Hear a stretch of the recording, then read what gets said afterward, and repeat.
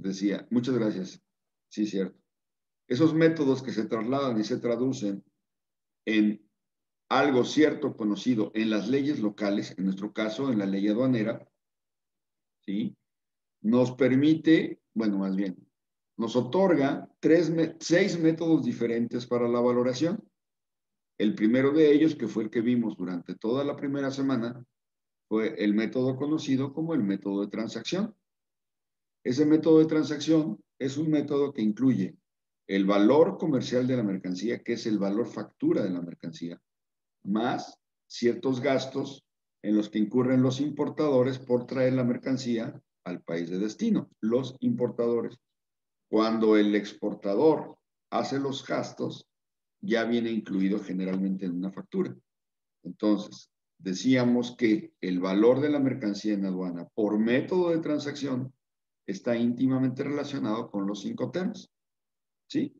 Cuando yo les compro en un Incoterm bajo el cual tengo que ir por la mercancía y gastar en ella, gastar en traerla, se acopla exactamente al tipo de Incoterm que pague, por ejemplo, el famoso Ex-Works, ¿no? Que es el más simple de todos los Incoterms y que le deja al importador toda la carga de traslado de la mercancía, así como todo el riesgo. Además, para poder utilizar el método de transacción hay requisitos. Uno de ellos es que verdaderamente existe una compra-venta internacional. Además, una prueba del valor pagado o por pagar la factura comercial. Además, que no haya vinculación entre comprador y vendedor, es decir, que no haya relación, no guarden relación de amistad, compadrazgo, ¿cómo se dice? Familiar, etcétera, de relación de poder de empleado-empresa, ¿sí? Todo ello son los requisitos que tenemos para poder utilizar el método por valor de transacción, ¿sí? Además de otros, que no haya condición para la compra, para la venta en el país de destino, que no haya reversión de la venta, es decir, que no se retorne dinero al importador, al exportador por parte del importador, porque todo eso estaría inhabilitando este método de valoración, ¿sí? Luego vimos que el método de valoración, este método de valoración también contribuye, o más bien considera el valor individual por partida. Vimos lo que era una factura. La factura es un documento comercial fiscal en donde se detalla la compraventa. Miren, ahí viene Yasmín, qué bonito. La compraventa, ¿sí? En donde nos dice, tiene varios requisitos, una factura, como es otorgarnos el nombre, los datos del exportador, ¿sí? Con sus registros, su número de factura, fecha, que por cierto en la factura que les envié no hay fecha, me falló, pero bueno, vamos a asumir que es una fecha 15 días antes o 20 días antes de la importación, ¿sí? Por favor, lo digo aquí para que lo hagan en su ejercicio que les mandé ayer, porque es importante, son importantes las fechas. También viene el detalle del importador, ¿sí? Con todos sus datos, su domicilio fiscal, etcétera, que es bien importante para la identificación fiscal. Uno de los más recurrentes infracciones que se cometen y que son sujetos a PAMA, que hacen que la mercancía y la transacción en sí, en la aduana, la operación en la aduana, les imponga un PAMA, es justamente falsear los datos de importadores y de exportadores. ¿Eh? Es algo verdaderamente, yo no lo creía y decía, ¿cómo es posible que se metan en este tipo de cosas? Pues sí, sí sucede, sucede. Entonces, hay que tener, siempre cuando hagamos operaciones, ya sea de venta al extranjero o de compra al extranjero, ¿quién se me fue? Elías, para variar se me fue el joven Elías. También que estaba su internet y ya se inestabilizó. Bueno, siempre que hagamos operaciones de comercio exterior, siempre seamos muy escrupulosos en los datos. Si no, nos vamos a ver inmiscuidos en un tema que nos puede causar muchos problemas. El PAMA no solo te, no solo pues, te causa un problema, sino además te embargan la mercancía y realmente pierdes dinero cuando hay un PAMA, ¿no? independientemente de que se determine o no, pues más vale que por nuestra parte no quede. Ok. Vimos también cómo valorar, cómo utilizando los datos que obtuvimos de las facturas, ¿sí? Cómo valoramos de manera individual, bajo el método de prorrateo, el prorrateo simple, que es dividir el total de la factura entre cada uno importe individual de cada partida. Eso nos arroja un porcentaje y ese porcentaje lo multiplicamos por los gastos en los que incurrimos, ¿sí? Así obteníamos el valor de la mercancía en aduana a nivel partida. ¿Ok? Hasta ahí vamos bien, ¿verdad? ¿Sí? Gaby y Yasmín, ¿todo bien? Estamos recordando haciendo un repaso.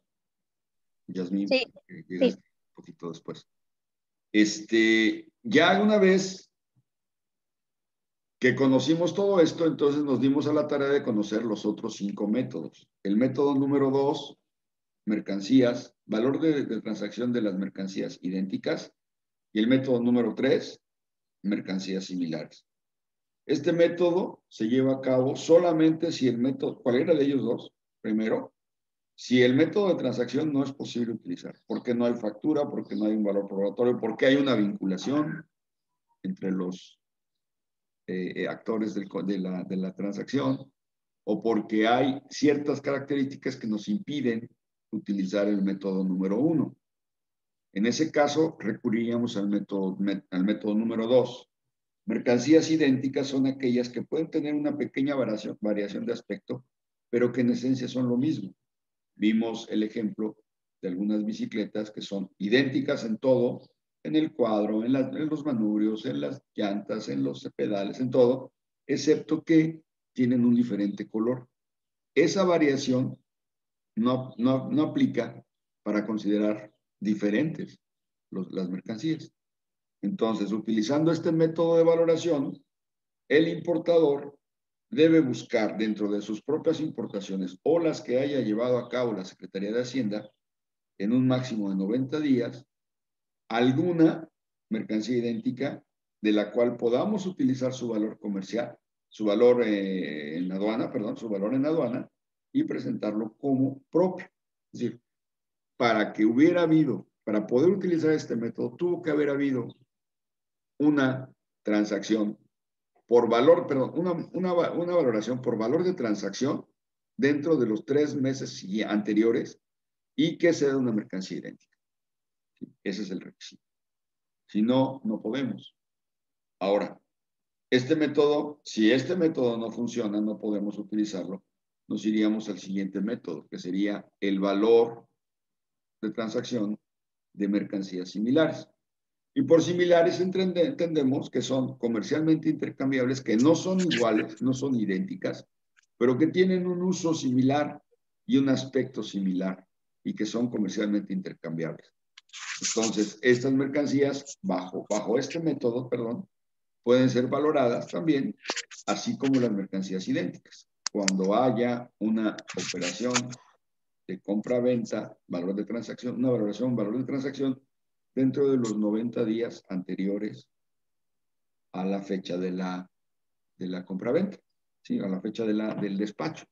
Si encontramos alguna mercancía similar que haya sido valorada bajo el método de transacción durante los 90 días previos a mi importación, podré utilizar ese valor determinado, ¿sí? De otra manera, no se puede. Entonces nos iríamos al cuarto método, el método deductivo, que es un método en donde ya empezamos a tener más complicaciones porque requerimos estudios de mercado.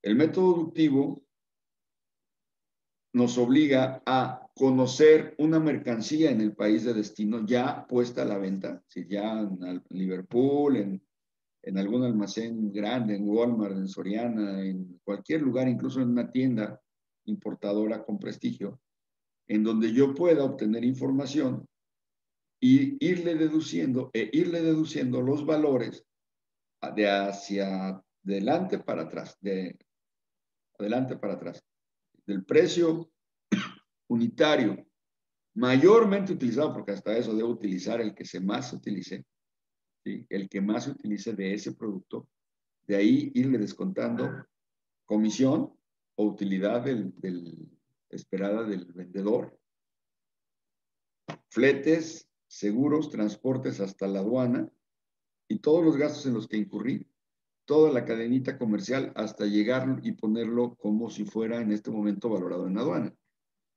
Si yo puedo obtener esa información, si mi cliente o mi amigo o alguna persona me da el precio, la utilidad que le está restando, que le está ganando a cada producto, y logro establecer de alguna manera fletes, maniobras, seguros, etcétera, hasta la aduana, o sea, el retorno hacia la aduana, entonces podré utilizar este método, que como platicamos en las clases, es un método que está muy complicado debido a que la información pues la tenemos que buscar nosotros. ¿Sí? Luego, cuando vimos que este método es un poco complicado, nos enfrentamos al quinto método, el valor de reconstrucción. Y acá es algo similar, pero al revés, de la producción hacia la aduana. ¿Sí? Entonces teníamos que ir a buscar el costo de fabricación del producto más el importe que el vendedor original, el exportador original, le gana la ganancia más fletes, maniobras, seguros hasta la aduana de destino. Y aquí nos enfrentamos todavía a otro problema mayor. Primero, para conocer los costos de fabricación, pues es prácticamente imposible, porque tendríamos que pedirle a nuestra contraparte que nos lo diera. Y eso equivale a preguntarle que cuántos le está ganando a lo que me está vendiendo. Cosa que es un secreto industrial, un secreto, es algo, un dato confidencial, única y exclusivamente para el uso de los fabricantes. ¿Sí? Además, tenía que conocer que eso no está tan difícil, podría ser una valoración, un estudio de mercado o incluso cotizaciones directas por teléfono o por vía internet, de los costos en los que se pagan, los costos que incurre el traslado desde el sitio de producción de la mercancía hasta la aduana de salida, el flete marítimo más su seguro y todo eso sumarlo para obtener un valor reconstruido. Decíamos que también aquí está todavía más pesado en términos de facilidad para acceder a la información. Porque si en mi país es difícil, hablando del método deductivo, obtener toda esa información, imagínense en un país en donde ni siquiera hablo el idioma, ¿no? Es un problema serio. Sin embargo, bueno, ahí está ese método, si es posible usarlo, y la autoridad, la ley, todo el mundo, la misma OMC, lo reconoce como un valor positivo en caso de poder reconstruirlo. Y finalmente, la barredora. Cuando ninguno de todos los métodos pueda ser utilizado, la ley dice que vamos a utilizar un método que sea, ¿cómo se llama? Ay, se me fue la palabrita, pero ahorita me recuerdo. Posible de utilizar razonablemente en función a información que la aduana nos proporcione de mercancías idénticas, similares, etcétera, que fueron importadas no importa cuándo, ¿sí? Y si aún eso no existiera, pues entonces ponerle un valor razonablemente en función a los precios internacionales. Y entonces, de esa manera, la autoridad nos otorgaría la posibilidad de valorar conforme a este método que no tiene ninguna ciencia y que francamente es al tanteo, ¿sí? O al tonteo, como dicen por ahí. Le voy a poner el valor que a mí me parezca razonable y entonces ese valor lo voy a utilizar para para importar mis productos con un valor cierto y además autorizado por la autoridad, ¿sí? Así es que bueno.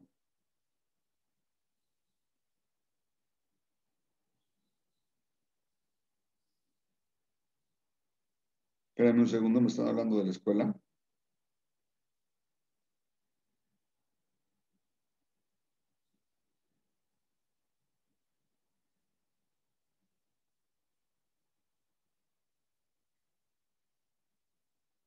Un segundito, ¿eh? No tardo nada.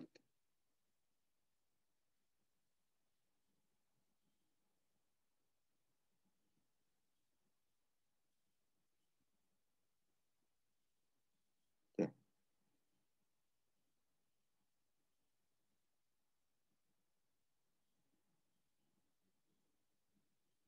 Listo. Perdón. ¿Sí? Entonces, estos métodos se utilizan para la valoración de la mercancía, que ya dijimos, es la que se tiene que poner en un pedimento. Luego, terminando de ver estos métodos, cosa que sucedió la semana pasada, nos dimos a la tarea de iniciar lo que es el llenado de un pedimento. Y primero que nada establecimos que un pedimento, de acuerdo a la ley, el artículo 2, fracción no me acuerdo qué, implica que el pedimento es el documento legal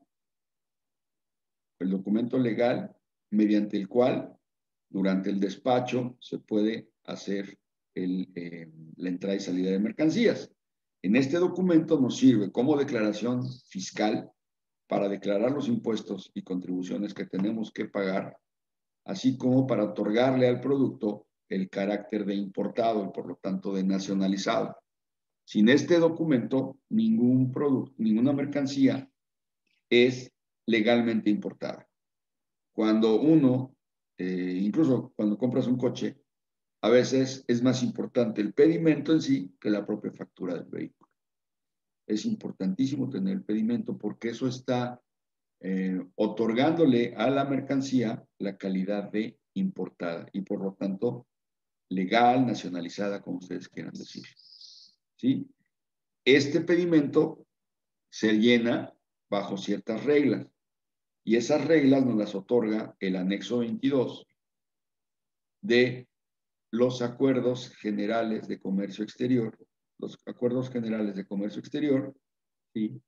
Que es una publicación que hace la Secretaría de Hacienda justamente, entre otros, para legalizar o hacer de una manera correcta el pedimento. Hay muchas cosas que traen esos acuerdos. De hecho, el anexo 22 de los acuerdos, fíjense, 22 anexos, es el instructivo del llenado del pedimento. ¿Sí? Entonces empezamos a hacer operaciones y trabajos con respecto a nuestro pedimento. Nuestro pedimento, lo voy a poner en pantalla. El pedimento está. Nuestro pedimento es una simulación. Utilizamos un simulador que está basado en el sistema Excel. ¿Sí? A diferencia de el sistema, este se llena, alguien me dijo algo, se llena con un sistema, la elaboración del pedimento se hace con un sistema nativo de la agencia aduanal, pero se transmite a través del SAI, el Sistema de Administración Aduanera Integral. ¿Sí? Este SAI es el mecanismo oficial por el cual hoy en día el pedimento viaja de la agencia aduanal, que es la responsable de elaborar el pedimento, a la autoridad para una prevalidación y posterior validación. ¿Sí? La agencia aduanal tiene como función, el agente aduanal, a través de sus allegados y muy probablemente una agencia, que es la agrupación en donde hay un agente aduanal por lo menos, y que puede servirnos para hacer despacho a cualquiera de nosotros, a cualquier persona que quiera importar o exportar, lleva a cabo este llenado. Nuestro simulador tiene varias limitaciones. Primero que nada, no es oficial, es un simulador tratando de emular el llenado de un pedimento como si estuviéramos en una agencia aduanal, pero bajo un sistema completamente casero, vamos a decirlo así, el Excel, ¿no? Que aunque es muy poderoso, pues es para muchas cosas, es multipropósito y por lo tanto no está exclusivamente para hacer pedimentos. Sobre esto se montó el simulador. Ahora bien, a diferencia de nuestro sistema, nosotros tenemos un auxiliar que se llama BMA, pestaña BMA, en donde llenamos o prellenamos algunos datos que después se van a pasar al pedimento y que por obvio de tiempo pues podemos extraer de aquí para llenar después el pedimento, ¿no?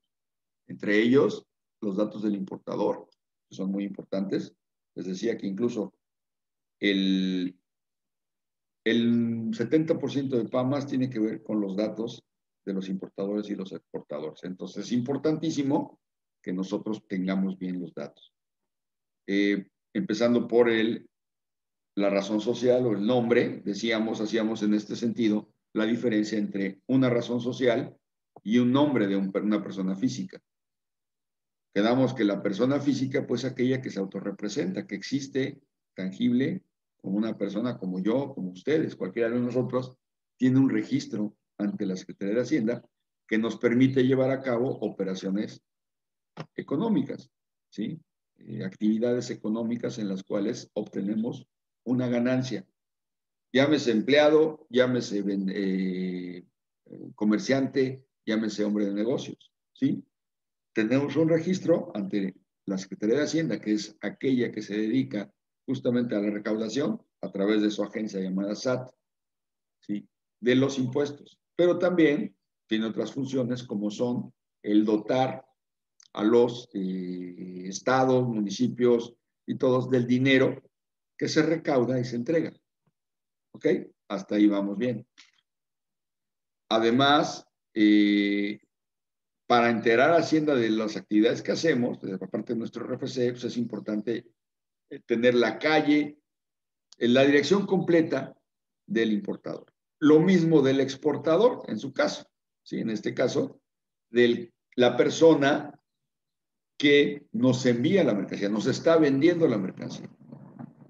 ¿Okay? Los mismos datos.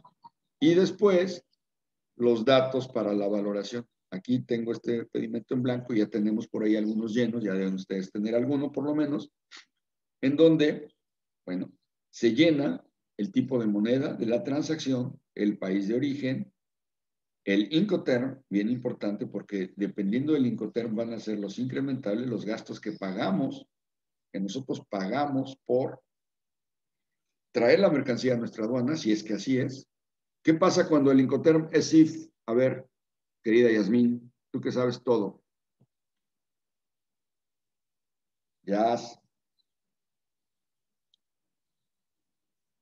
Si aquí le pusiera Incoterm SIF, ¿qué pasa con todo lo demás? Gaby, Elías, alguien que me diga, ya que Jazz no me quiso decir. Está enojada conmigo, no sé por qué, pero siempre está enojada conmigo. Jazz? Yasmín, ¿no estás? Creo que no está. Gaby, ¿qué pasa si aquí fuera SIF?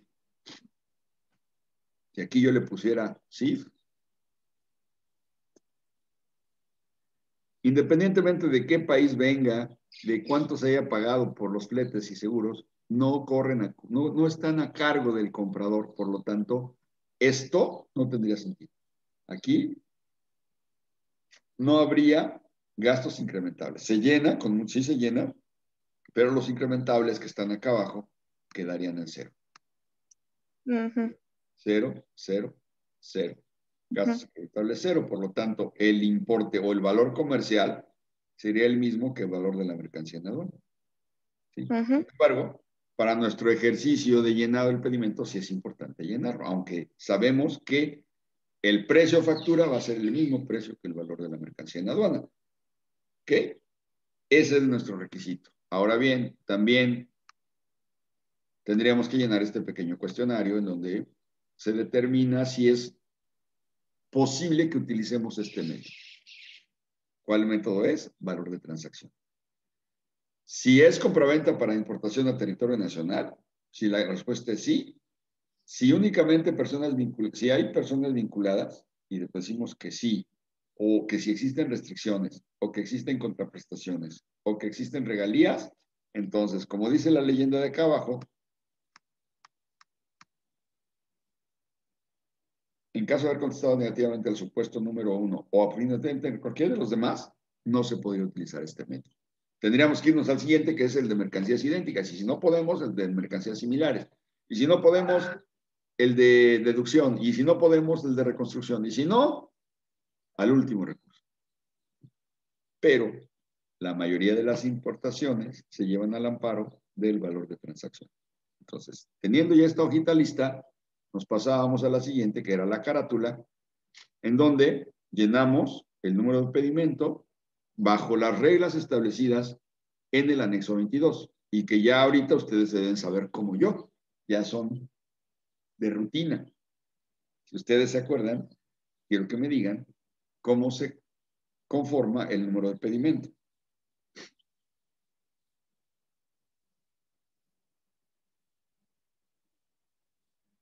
¿Nadie me dice? ¿Cuáles son? Para empezar, son... El número de la aduana. Primero, antes que nada, recuerden Ah, ustedes, bueno, el último dígito, los los últimos últimos, 2 dígitos del año. así es. Luego, El número de la aduana. a 2 dígitos. Luego, Luego, ¿qué? la El número patente. del agente aduanal. La patente aduanal. Sí, ¿a cuántos dígitos? A 4 dígitos. 4. Luego, Luego, mm, ese es el que les cuesta un poco de trabajo, he notado. sí. El noveno dígito es el último dígito del año del despacho, o sea, es igual al último dígito de los 2 primeros dígitos. En este caso sería 0 en este año. Ujú. Y finalmente nos quedan 6. ¿Qué son esos 6? Esos 6 dígitos que nos quedan son el número de el pedimento, el número consecutivo que se le asigna al Sí, pedimento. el pedimento. Ajá. Luego vimos los tipos de operación que pueden ser. Aquí se me fue uno que lo voy a borrar. Tenemos la opción de que son 3 posibilidades: exportación, importación o tránsito. Ahí no hay vuelta de hoja. Luego aquí viene, caray, se me borró la leyenda. Era el tipo de pedimento, la clave de pedimento. Ahorita reviso porque lo borré sin querer. Borré lo que no era y dejé lo que sí era. El tipo de pedimento, de acuerdo al anexo 22, para una importación o exportación definitiva, es el A1. ¿Sí? Es el que utilizamos para una importación definitiva. Y el régimen de los 6 regímenes, perdón, que tenemos, en este caso sería, acuérdense, bueno, tenemos 6, pero tenemos en importación definitiva o en importación temporal 2 posibilidades. En exportación tenemos también 2 posibilidades, exportación temporal. Por eso hay tantos numerajos, pero en este caso, pues es una importación definitiva, ¿no? El ejercicio que estamos haciendo es una importación definitiva. Madres, aquí ya no me acuerdo qué va, ahorita lo reviso. Luego, el destino origen de la mercancía se refiere a qué lugar geográfico en la República Mexicana lo vamos a destinar. No sabemos a qué estado, no es tan preciso, pero sí sabemos que no va a ir a uno de los lugares que tienen cierto apoyo fiscal, como son las franjas y regiones fronterizas, que tendríamos que decirle, de acuerdo al apéndice correspondiente en ese anexo, a cuál le corresponde. Cuando es el resto del país, es el número 9. ¿Okay? El tipo de cambio, ya quedamos que es el tipo de cambio. Voy a actualizarlo, por cierto, que no lo he actualizado desde no sé cuándo. Cuando ustedes hagan su pedimento, actualícenlo, por favor. Aquí en datos, actualizar todo, le damos a actualizar. ¿Sí? Y nos va a traer de la página oficial del diario oficial de la Federación, en donde lo publica, el tipo de cambio fix. Vean ustedes, 20.53, está muy barato ahorita, con este efecto de trompas. Bueno, el peso bruto, ¿dónde lo obtenemos, Gaby?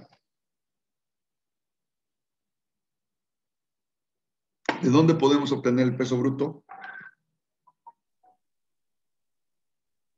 ¿Qué documento nos puede dar a conocer ese peso bruto? Es un documento que viene adicional en términos del artículo 36 y que debe estar con la importación. Son los documentos considerados para el despacho. BL. El BL, muy bien.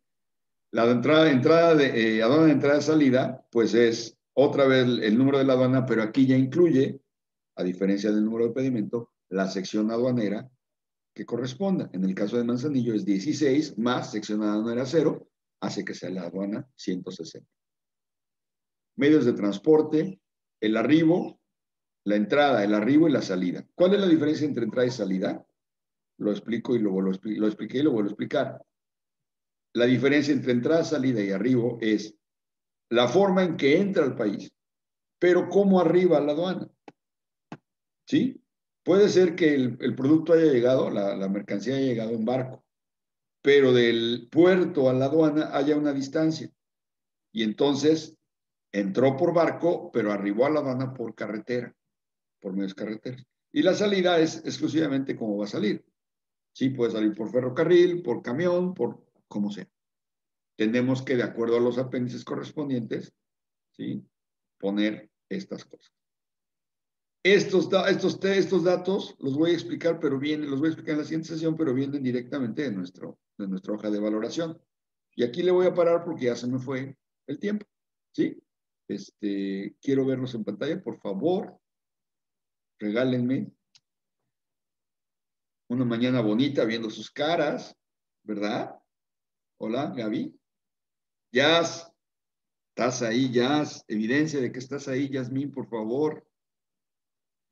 Se me hace que Yasmín prendió su cámara, digo, su Zoom y ya se fue a dormir. ¿O qué pasó? Yasmín, por favor, van varias preguntas que te hago y no me respondes. Joven Elías, usted también. Bueno, ya se va a acabar esto. Nos vemos a las 8:20 para continuar el repaso y vamos a ver cómo van con su tarea. Es para hoy. Y hagan de cuenta que es un examen. Así, denle ese valor. No es un examen en sí, pero sí me van a dar evidencia de que lo que hemos visto hasta ahora lo han aprendido. ¿Sale? La semana que entra, bueno, ya vamos a platicar al rato. Nos vemos al ratito. Bye. 8:20.